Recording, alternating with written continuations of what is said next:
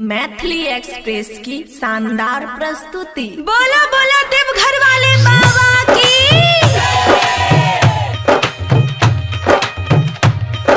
डमरू वाले बाबा की। खेलत रहिए धूपत रहिए करत रहिए काम।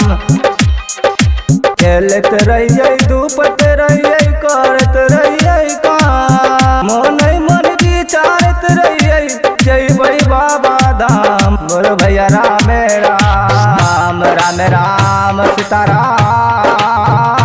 बाबा हो विराज सिंह सरतान में।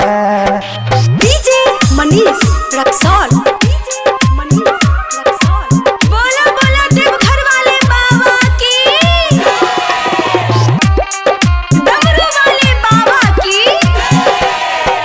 हर एक गाँव में बाबा आदमी एगो जखरा। हर एक गाँव में बाबा आदमी एगो जखरा। केकरे तोरे यार बाबा केकरे पर गार। बोलबैया राम राम राम राम हो सीताराम। बाबा हो विराज सिंह सरतान में। डीजे मनीष रक्सौल। बोला बोला देवघर वाले बाबा की। डमरू वाले बाबा की। ऐ घर चुगली लड़ाबै सबके दै छै लड़ा।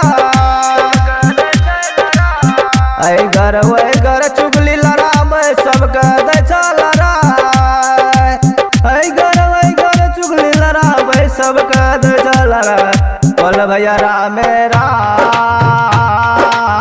बाबा हो विराज सिंह सरथान में।